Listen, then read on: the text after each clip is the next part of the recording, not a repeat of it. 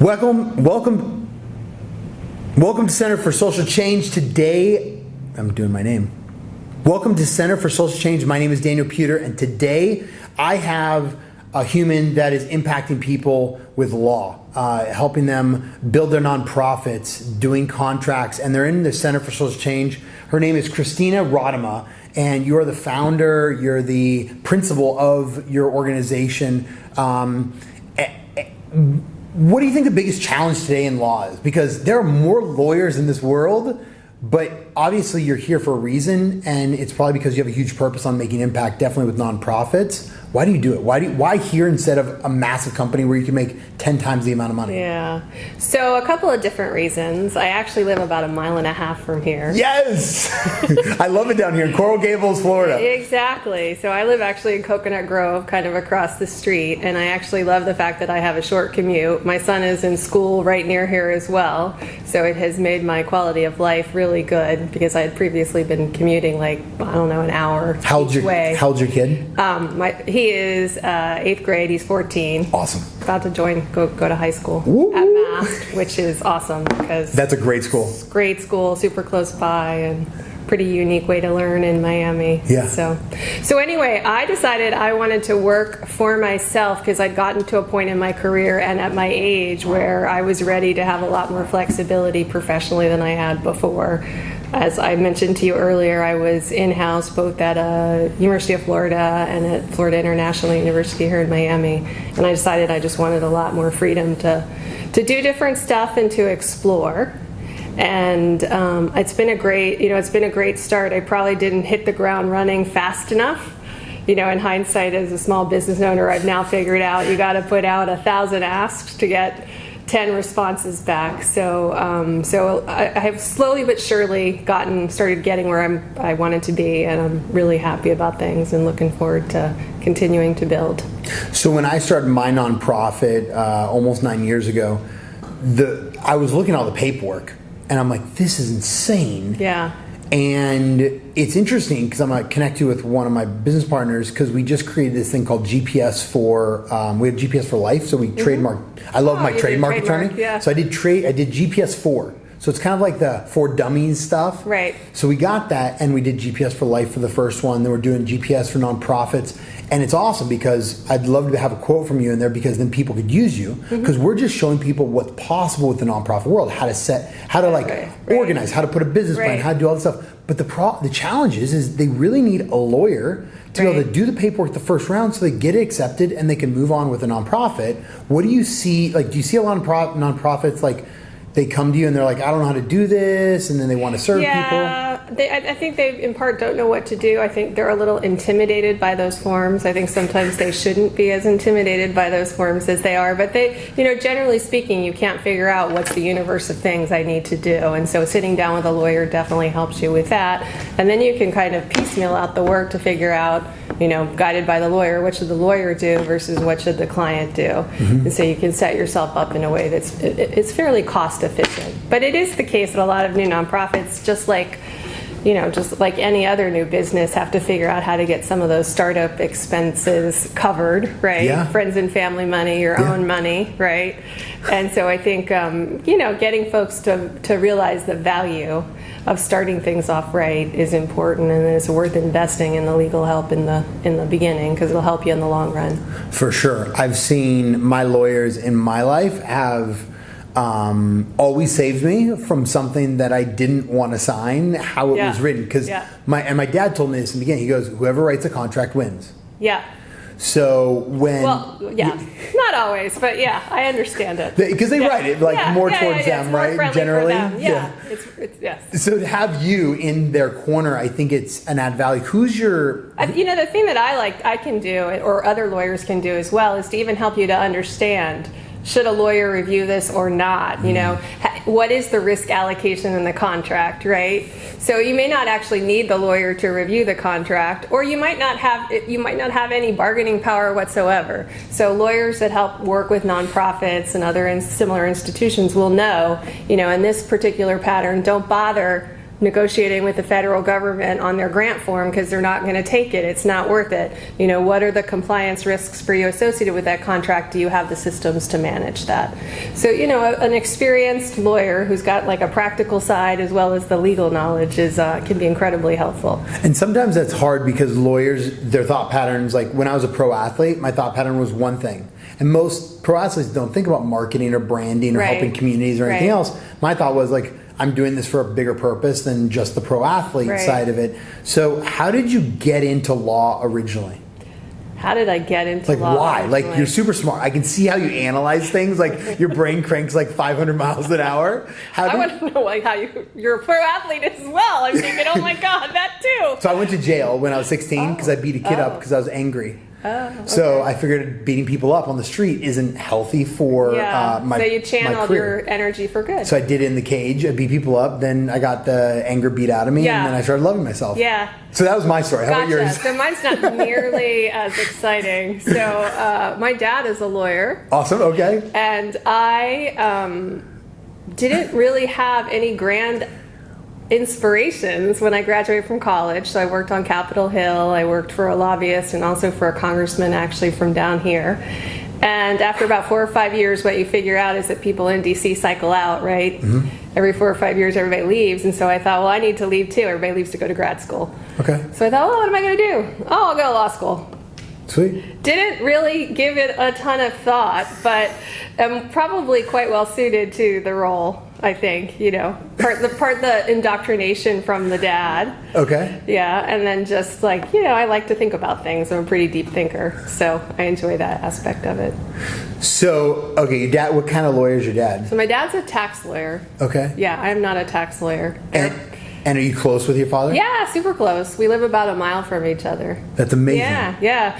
We actually moved here. My husband, my son, and I moved here because at the time it was 2010. And I had the professional opportunity to advance in my career and be general counsel at the university here, moving from UF in Gainesville. And my mom was ill at the time. And my husband and I knew that she did not have long to live. We weren't quite sure how that was going to go. Yeah. So ultimately, we were able to get ourselves back to be close to family. That's awesome. And so now we even live even closer. We're about a mile from each other. So my mom is deceased, but we're still very close to my dad. That's amazing. Yeah. You know, it's interesting in America how we shift that. Yeah. A lot of time, like, I look at how many kids don't take care of their parents. Right. And so that's awesome. It's pretty foreign to me that they don't. It's funny, though, because I grew up here. Most people don't think of me as being someone who might have grown up here. Okay. Right? I don't necessarily look the part. Yeah, I don't either. I don't think. 4th or 5th generation Floridian. Wow. Moved here when I was 3 in the early 70s. Okay. But when I graduated from high school, I don't know if it was my era or me personally, but I was never coming back. You know, I was out of here. Yeah. So after college, I lived in London, I lived in DC, I lived in Nashville, then I lived in Gainesville, and like I say, the Miami magnet pulled me back here. That's kind of like me, but I went one side to the other side. I went from East Coast, West California to Connecticut, back to then Kentucky, then back to California, then Arizona, Texas, and Florida. Oh wow! So it's kind of like a back and forth kind of bouncing thing. around. But I think this is the place. Yeah, this place has a lot of good energy. Yeah, definitely for Center for Social Change. Like when I met Bill and Valerie and Lucinda and the whole team here. Great peeps. Amazing. Yeah. Yeah, so when people ask me why I'm at the center, because it's a little different, you know, for a white-shoed lawyer type to come and work at a co-working space like this. Yeah. But when I came here the first time, I came for a meeting. I wasn't looking for space, but I figured out great people and great location. I mean, aside from it being close to my house, you're really in the center of all of South Florida. And so it's really easy to get everywhere you want to go. And you've got great people, not just the people that work here, but the other members as well. It's a very enlightening place to work. So when you say think deep, like I want to hear about this. Like, no, you don't. Like the belief system, right? Like, isn't it crazy how we're never taught to analyze our own beliefs? Yeah, I do that all the time. Have you read? It freaks people out. People don't like to think that what they believe is just a belief, you know, that it's not necessarily true. It's just that over time they've learned to believe it or been taught to believe it. Yeah. So have you read Yuval Harari Noah's book, Sapiens, A History of Mankind. You need to read that. Okay. Oh my gosh, if you like that topic, I'll get it love before you that leave book. today. Yes. So I teach with our institute. We have an institute, a training institute, where we teach educators and law enforcement. And I actually just became a deputy sheriff. Oh, okay. And because the sheriff there said, I want you to impact my community, but we get to impact the adults to then impact kids. And so we kind of like the community policing theory. Yeah. And so it works. Yeah, for sure. I know completely it works. believe that. Yeah. And I started my own private school, and then halfway through it this year, I became a deputy sheriff. And the kids are like they were laughing one day. They're like, "Ah, you're just a popo." And I'm like, "Yeah, but I'm the popo that's going to help you when you're in the back of a car and get arrested, and I'm going to go talk to the judge because now I'm a popo." So they're like, "Oh," so they like shut it right there. But our belief is interesting because in the law enforcement world, and I've trained them for about 10 years, but being a part of it and actually doing a felony takedown my first week on duty and doing some really interesting stuff, their lives are at stake every day. Yeah. And so my belief as a pro fighter was I had to win every fight, or who was I? Because I never defined myself except for my actions and my value extrinsically versus intrinsically. Yeah. And so I find with a lot of the nonprofit world, definitely with people here, it's the impact that they make that makes them feel good, but it's really they feel good and they want to go make impact. Right. Because they feel good about it. They're like, wow, the more I feel better, the more I impact, I feel good, but I feel good because I'm impacting. And they really, it's a virtuous circle. There's more self-awareness, I think. Probably. I call it belief intelligence, kind of like we have our emotional intelligence. Now we're wondering, like I always ask people, do you believe everything you see or hear or feel or taste or... So you can imagine as a lawyer, that's frequently, how I think about things. Super analytical brain, which is essentially what you're asking. Why? Like a little kid, right? Why? Why? How come? Why? But all lawyers don't think that way. Well, you're trained to think that way to some extent, but you're right. Not all are. I mean, they're trained to think that way about the case or their matter they're working on, but they come to a realization, a practical stopping point that they've asked enough questions. Like I've heard that Amazon has this 5 whys, right? You're taught to ask the why, right? Why, but only 5 times, because after you ask it 5 times, you're getting to the point where you've overanalyzed the question. Interesting. Yeah. So what I find is I am really good, and you probably are too, when you start to really understand yourself and understand that this is all like this table is called a table because we named it a table. Yeah. And you blow people's minds when you talk like that, but I'm getting where you're going.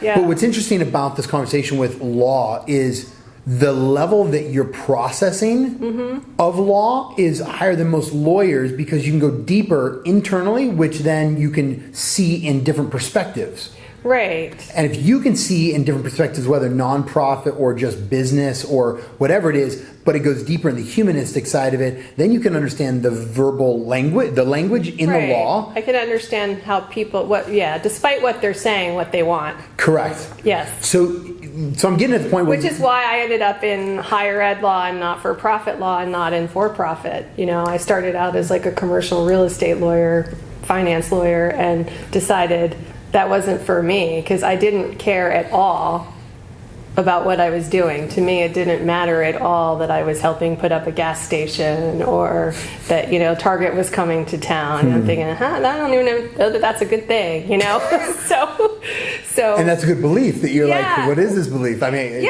so it really made me realize at that point, okay, so that wasn't the right thing for me. I needed to at least be focused in working with people who really deeply cared about the mission they served. And when I got to the University of Florida, I had definitely found it higher ed, but just an incredible mission-driven institution really got, why they were there and what they were supposed to be doing.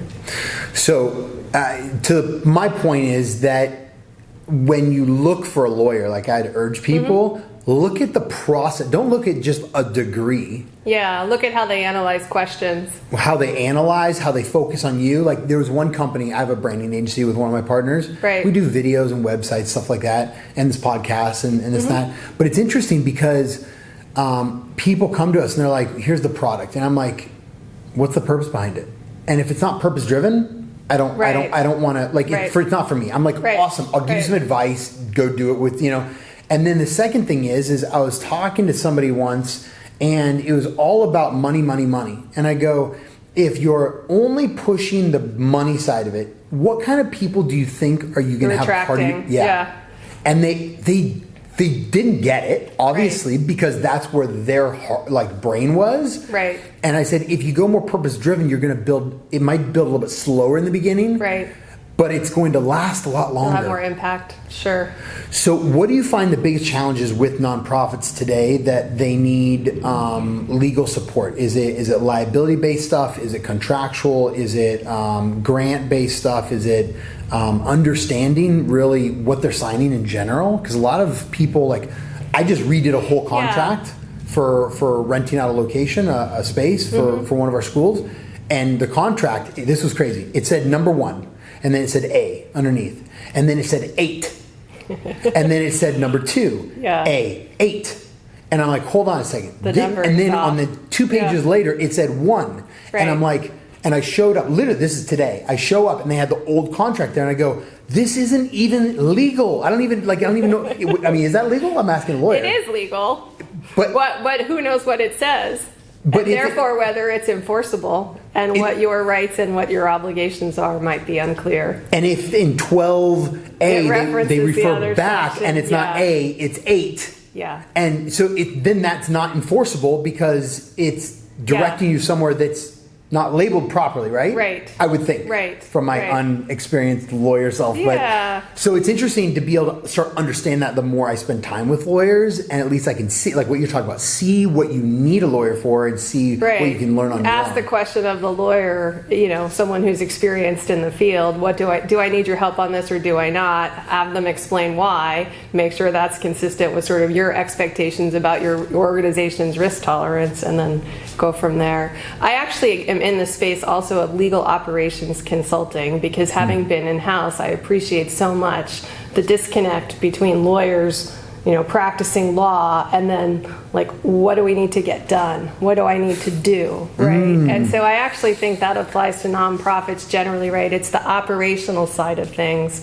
and I would include managing legal issues as part of sort of how you run an organization well. So I think as a nonprofit lawyer, you want someone who can help you with governance questions, right? Yeah. You know what I mean by governance? Just how your board works, how your senior leadership structure works, how that structure works. The corporate structure, all of that. Right. And then making sure your operational side of the shop has factored in the legal and compliance issues they need to manage. And as a lawyer, in my experience being around and working with in-house institutions, what you find is that the way the legal function operates is a function of how well the institution operates, right? Because legal can't drive, it doesn't drive, right? It's a service provider, right? Is that making sense to you? You're looking at me a little curiously. Yeah, okay, so it makes sense. So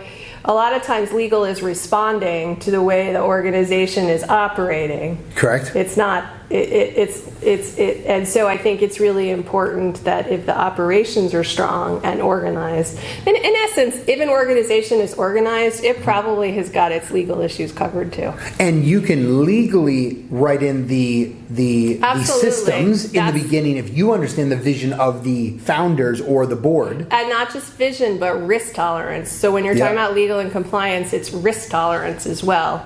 Someone with $1 billion endowment has a different risk tolerance than someone with $1 in their pocket, right? I mean, they're going to have different perspectives.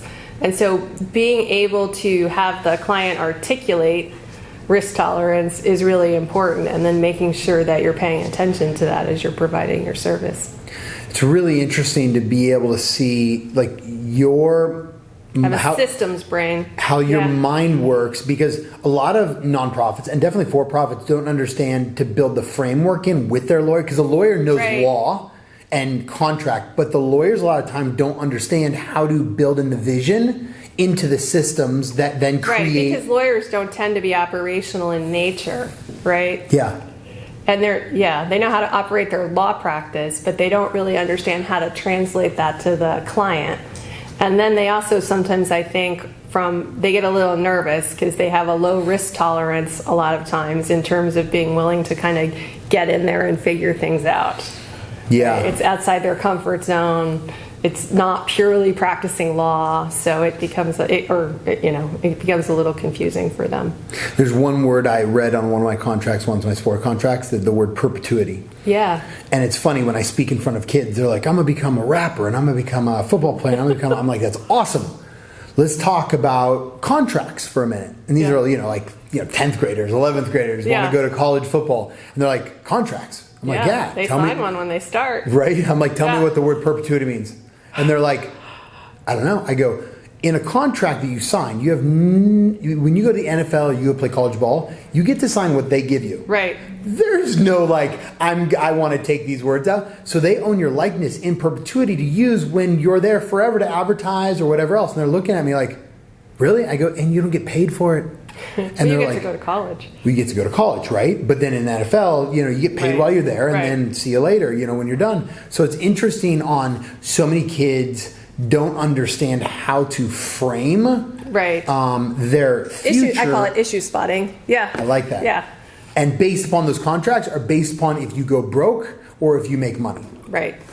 So what are the top two biggest challenges you see, whether higher ed or what do people need in the legal field, do you think, most of the time?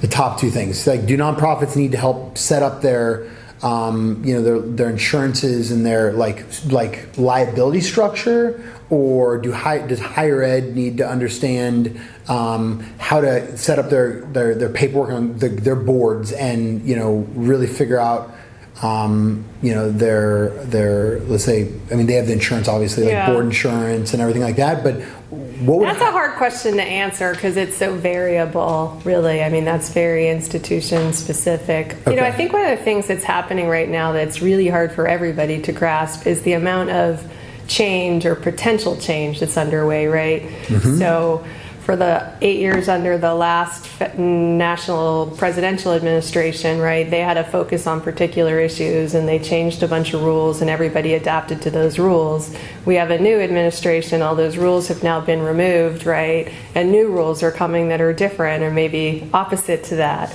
And then you've got this whole issue with the general public being in a totally different spot than maybe our national political parties are on certain issues. So I think right now, particularly in higher ed, which used to be something that everybody loved, that has been for probably 10 to 15 years now, something that gets beat up pretty regularly, right? Mm-hmm. A lot of dissatisfaction with it, is really trying to figure out how to be responsive to the public, whether it's the elected officials in Washington, their local elected officials, or just the public at large, right? How is it that we filter the information that we're receiving so that we ensure that we're responsive? It took a while for people to figure out that they needed to be responsive, right? Mm-hmm. That the change was here and that they were going to be changing, right? Mm-hmm.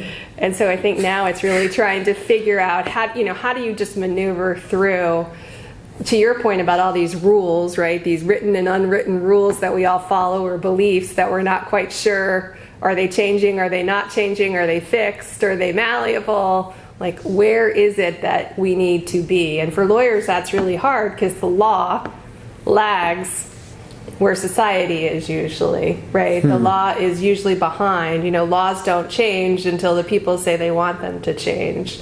So people start changing before the law changes, right? I've seen in the health insurance that Obama that he put in, that law got put in place, and everybody's I got to catch up. So I think it could go the other it can go the other way, but not as much. But it usually goes the opposite. The political, right, and the catching up part is good for lawyers because that creates business for us, that creates work for us. But it's the all of these things are moving and they're moving in different directions. What's the right answer? Because the policy may be out of alignment with the law. What do we do? So I think the biggest challenge that I see for nonprofits is unless the policy is being shifted, or the nonprofit who I just interviewed right before, they're doing stuff within the system. So they're adding value to the system in general, mm-hmm. and creating more green awareness, more awareness for the earth, that sort of thing. So it's interesting to be able to see what nonprofits are just doing their little thing. I call it, some people help people and some people put solutions into place or systems or like policies, that sort of thing. And they want to solve problems or just help people. And I think both are good. Right. I think working together is great, but I think that I look at like Mother Teresa and Martin Luther King and all these amazing humans that inspired people to be the best version of themselves. Leadership, yeah. But today, maybe we have more homeless in this world, or more, poor people. I mean, like, more prisoners. So we have more sex slavery. We have, like, we look at this and we're like, awesome, we're not segregated, but do we have more prison slavery in America? So it's interesting because the policy came in, and there was a president a while back that created the prison system in America as we know it today. So policy trumps any movement, because it's the systematic approach, and we pay for that policy to be created. Right, and then at some point we get upset with that policy. Because we voted that guy in, and he didn't do what we asked him to do. Right, or that at the time we wanted it, but we don't want it anymore, because that's what, sort of culture and all these rules and systems are, right? They're just reflections of our mores at the time, right? And at some point they need to break and they need to change. So when I stepped down from my job at FIU, I spent 6 months on a sabbatical. Lawyers don't generally take sabbaticals, but faculty at universities take sabbaticals. And what you do during that time, 6 months or a year, is that you do a deep dive on an area of scholarship or research that is, something that you're interested in. And so I actually worked with a friend's dad, who's an emeritus professor of economics at the University of Maryland. And he helped me. I ultimately wrote, he treated me like a master's student. I'm definitely not PhD quality, but he definitely helped me find resources and things on the topic of income inequality. So one of the other reasons I'm at the center beyond doing legal work for nonprofits is I was very concerned at the time of just trying to understand, we hear so much on TV and in the press about things, and you always wonder, and particularly having been in a place that's been in the newspaper before and reading things that are completely inaccurate, right? How much of what I'm actually reading in this newspaper is correct, and how much it is just like a regurgitation, right? Because that's what you see a lot of the time in the news as well, is that one newspaper writes a story and then it gets copied 30 times or 40 times, and so if the first one got it wrong or wasn't nuanced enough, all of the rest of them are repeating it the same way. So I looked at this question of like, is the American dream faltering? Is it not faltering?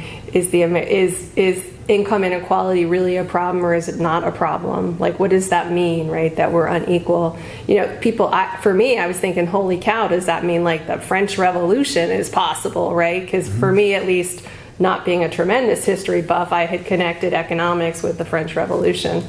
So I wrote this paper, but what I ultimately ended up figuring out is that societies go through these very significant periods of change, and we're in one. I mean, I think it's fair to say we're in one. It started probably 1990 or so, maybe a little earlier, and it's still going on, and we don't know how long it will go on, right? And it's driven by a variety of different forces.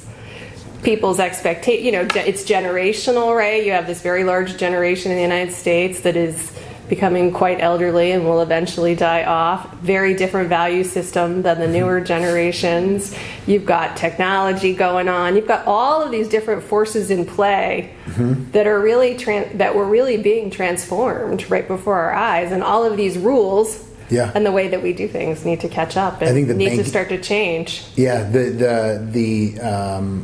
technology side creating the international banking systems, really, which tie us in with the law enforcement, because now you can't go hide money places. So we're looking at so I think there's a lot that's shifting, and then you got AI. Well, globalization, the impacts of globalization are finally here, and now of course we don't want globalization, or at least some of us don't want it. I think it's actually better than for us. I think it's better overall. How can it not be better when everybody's interconnected to everybody else? Shouldn't that mitigate the risk of conflict? I think conflict, number one, on a national border basis, at least. Well, and that's interesting too, because we've been at war 93% of the time of U.S. history. So it's just I didn't know that. Yeah, I did. I googled it. And so it's interesting. 93% of the time of our 200 years, and to look at some of this stuff where now, could we stop killing people? Could we start partnering together? Could we start collaborating? Could we just impact each other's lives and support each other? Like the nonprofit sector, I think, does that. Anyway, right. But it's such a small, it's like credit unions versus big banks. It's like 3 or 4% of the banking system versus the banking system. So do they do so much good? Yeah, but can their capital really hold up and shift things? And with the policy being funded by the big impact boys, level, then can they do it? But they have the community. But all of that, in part driven by technology, but in part driven by income inequality, will change. Yeah. Oh, because big time. it has to change. Because at the end of the day, those banks can't survive if they don't have customers. Totally. Yeah. The whole thing's going crazy right now. It's going crazy. What are we going to do about this? It's going to fix itself. What do you think Hopefully easily. What do you think about AI lawyers? The artificial intelligence lawyers. I don't know any AI lawyers. You don't know them personally. There was one on, I think it was IBM. Had a first one. I forget what they named her. You literally mean like not. I thought you meant lawyers who practice AI law. You didn't mean human beings. Legit, like computer-based AI. And so I talked to a couple. I know a bunch of lawyers. That already, it's existing right now. So I'm looking at. Sometimes people are like, we teach our kids math, science, English, social studies in schools. I'm like, awesome. Do you know that? Like the kid goes, I want to be a lawyer. I go, what kind? They're like, whatever, corporate. Yeah. I'm like, do you understand that your job probably won't exist in 20 years? And they're like, why? And I'm like, because AI lawyers. And they're like, huh? I'm like, the challenge is your school system or your system in general. We're not teaching our kids to look at the future. Right. So if there's AI because we're not programmed to be able to teach people to be flexible and nimble. You don't have those basic skills. You're teaching them how to do a specific job. And that has long since passed, but we keep doing it. So to me, it's interesting on like your, like, you're not only futuristic as a lawyer, but you're also a realist of looking at the today and then looking at where it's going to be tomorrow to be able to help clients. Correct. For sure. I love it. So what are we going to call that? A futuristic, realistic lawyer? I like that. I don't know what it is, but it's good. So I have no idea. What's one thing that you don't have today that if you had, you could make more impact? I know. I always hit people with that question. Some people, it Can I give you like a canned answer? Sure. Anything. Money. Okay. What would you use it for? I have started a not-for-profit with some friends around this issue of system change. I love it. Around that we have an abysmal sort of relationship between our cost of living and our median income, so that most of our households in our community are living below the cost of living somehow. Mm-hmm. Yeah. So we want to work on that. Awesome. And when you want to work on it deeply, it can be hard to get it funded. Yeah, no joke. People want to see very tangible projects, and the issue is complex enough and the system big enough that it's pretty hard to come up with tangible products, right? Mm-hmm. Or programs, and feel like you're going to have the impact that you need to have in order to change the system. So we're going through the process of how do we line ourselves up in a way that allows us to get that funding, but also have the greatest level of impact that we can have. Yeah. And so money. When I first started the nonprofit, people were like, go do events. And I'm looking at these events. And some of my mentors, they're throwing events with their nonprofits for $1 million and they raise $1 million. Yeah. $2 million, right? So they make $1 million net. Yeah.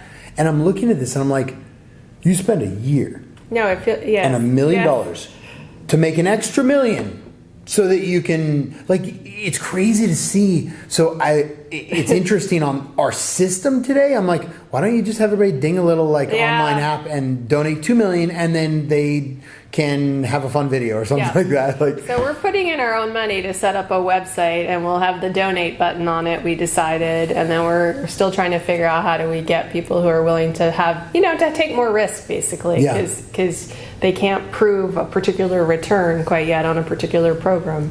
So it's you and I think alike.